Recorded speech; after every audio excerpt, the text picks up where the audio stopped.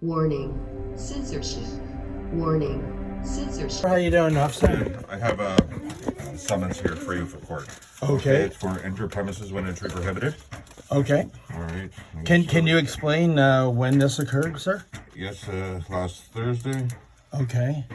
That was when I went to a Radisson hotel that's open to the public, so I don't understand the trespass, officer.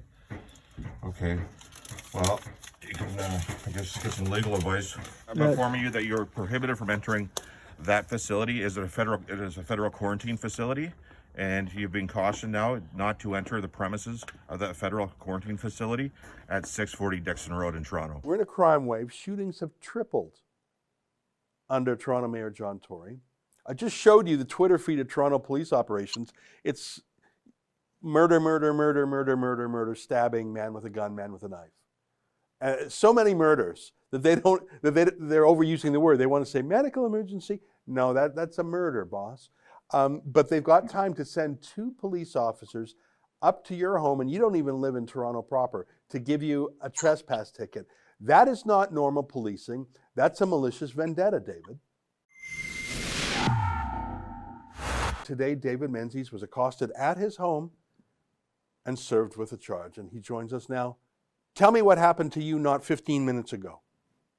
Well, Ezra, I guess I'm grateful for the Toronto police not coming to my residence at 4 in the morning. That's how it's done in communist countries and I think the UK. So 2 officers came. One was the fellow, Officer Lee, that you saw on the video regarding our interaction at the Radisson Hotel on Dixon Road in Toronto.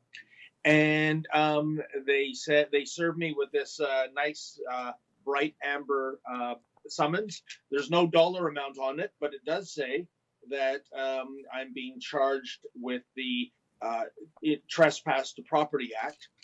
And of course we'll fight it because that's who you are, Ezra. You don't bend the knee, and we are so grateful as rebels that we have an employer like you that doesn't bend the knee and doesn't hang his employees out to dry. How you doing, officer? I have a summons here for you for court. Okay. It's for enter premises when entry prohibited. Okay. All right. Can you explain when this occurred, sir? Yes, last Thursday. Okay. That was when I went to a Radisson hotel that's open to the public, so I don't understand the trespass, officer. Okay. Well, you can, I guess, get some legal advice if you wish. That's your option. Your options are going to on the back of this. Okay. And how to proceed in court, because you can't attend the courthouse, so it's either phone or video on your first appearance date. Okay, then. All right. And that's it for now. Well, officer, Thank you very much. I appreciate your time. I still don't understand how. Thank you, sir. Okay.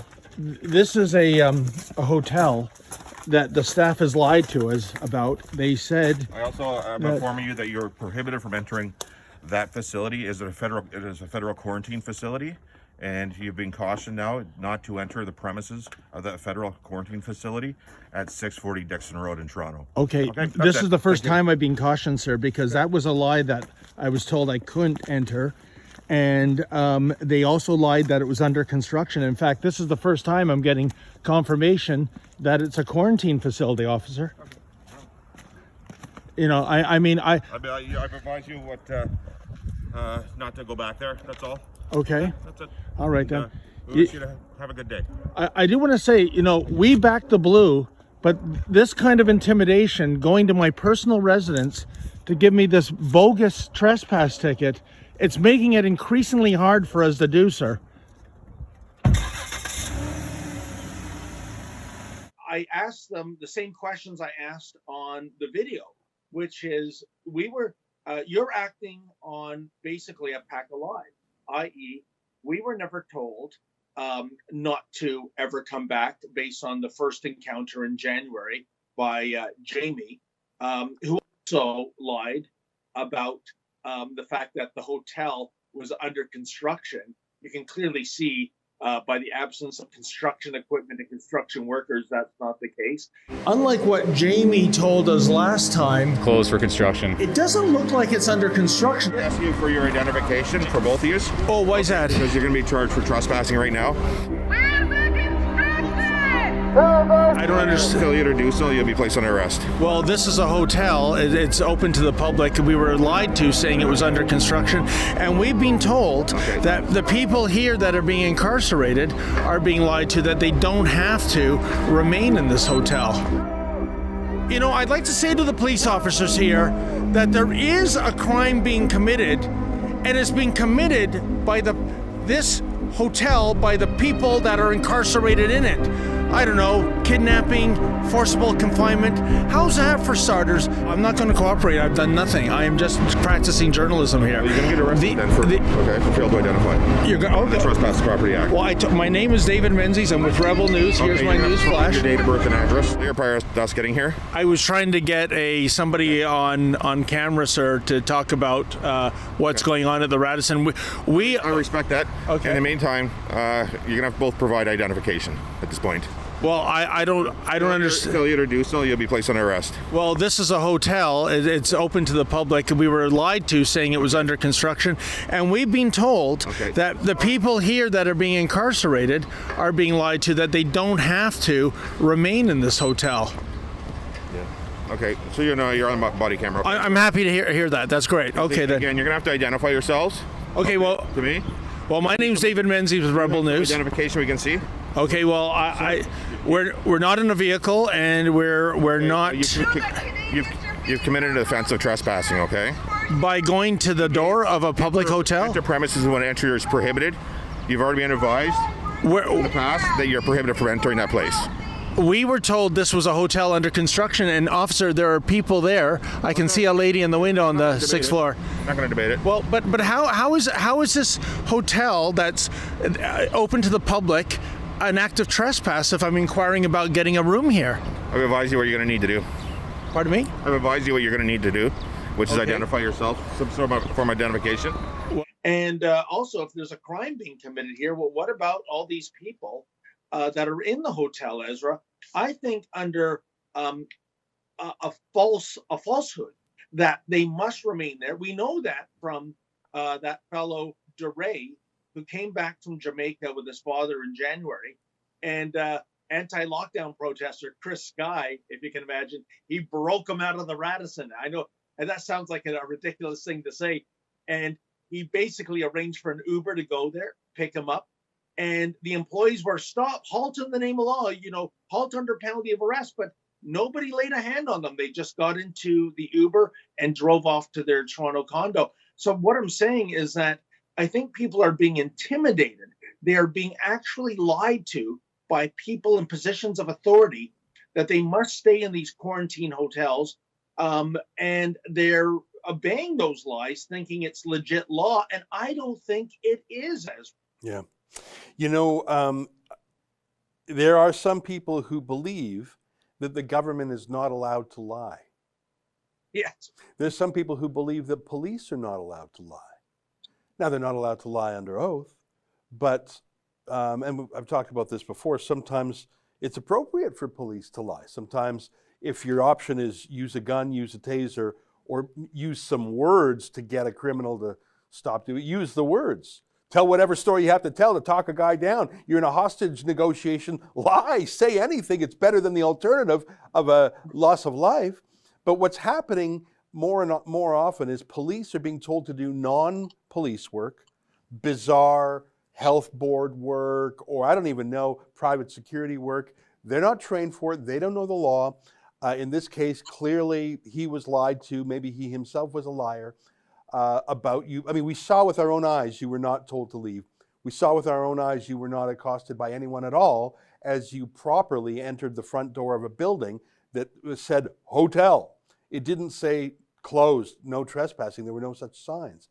So do we have the footage that David recorded, Justin? No, we don't. So I presume you'll be making a video about the arrest, sorry, not the arrest, the incident of the two police coming to your home. Now, did they say anything to you other than here you go?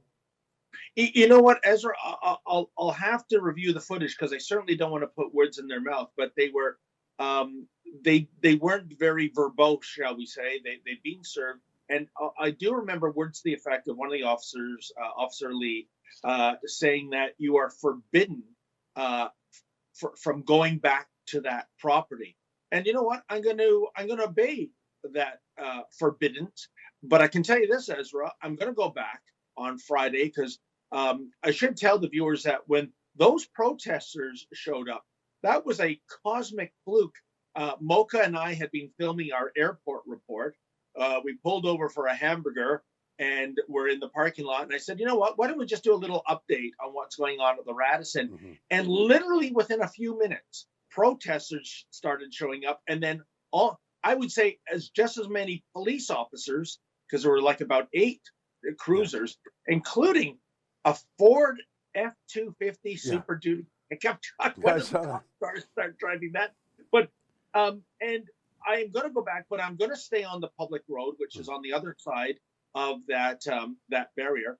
And to add to your point, Ezra, is the Radisson Hotel even under government control via the taxpayer? Is it private property? Yes, of course it's private property, but a hotel like a shopping mall, like Eaton Centre, Yorkdale, those are private properties as well. Mm-hmm. Yet thousands of people, in normal times that is, would walk in without being accosted to do their shopping. The mall wants that. Yeah. So it's a big difference than if I went to your house and said, I'm just coming in right now. It's a different level of private. Yeah, I mean, it's like a mall. It's a private property that is open to the public. The public is invited to come in to shop.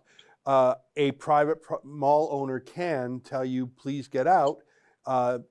Even if you're in there lawfully, they can say, please leave. There are some restrictions to that. They can't do it for racist reasons, for example, and they can't do it for other human rights reasons, which is why kicking out mask-exempt people is probably illegal. But with a hotel, you say you're going to obey their command not to step on their property. I would like to have a lawyer review that first, because I think this entire thing might be fruit of a poisoned tree. I think this whole thing might be illegal. The police are engaging in serial misconduct against Rebel News and our reporters. As I mentioned to our viewers earlier, we just filed a lawsuit against the Toronto Police Service and 10 individual police officers who assaulted Mocha, Lincoln, and Efron. So I believe that there is a malicious vendetta against Rebel News. Justin, can you go on Twitter and go to TPS Operations? That's the Toronto Police Service Operations Twitter account, which basically is like listening to a squawk box of police chatter on the radio. And I should tell you that there have been 4 murders in 4 days in Toronto. Let's just scroll down sort of gently there, a little bit more. The chief is talking about Black History Month because that's easier than talking about the crime wave. Let's just scroll down a little bit here. I just want to show people, okay, missing man, that's not a murder. But let's just look through it. Let's just look, I mean, just medical emergency. I love how they phrase that. You have to scroll down. They call it a medical emergency, up a little bit, sorry. Unconscious man located, serious injuries from gunshots. They don't call that a shooting. They call it, guys, we have a medical emergency. Yeah, you've got a medical emergency called a gangland shooting. So that was last night. Confirmed shooting, shell casings nearby. So I shouldn't laugh. And then 1 hour before that, person with a knife. And then scroll down.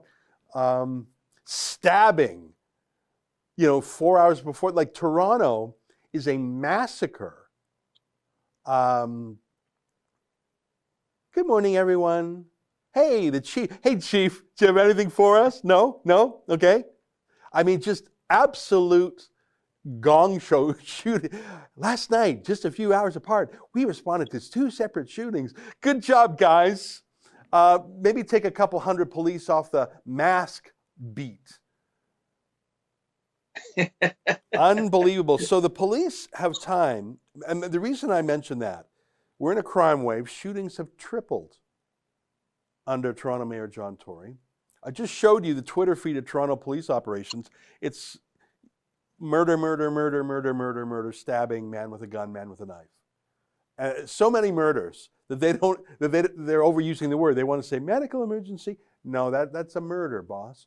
But they've got time to send 2 police officers up to your home, and you don't even live in Toronto proper, to give you a trespass ticket. That is not normal policing. That's a malicious vendetta, David.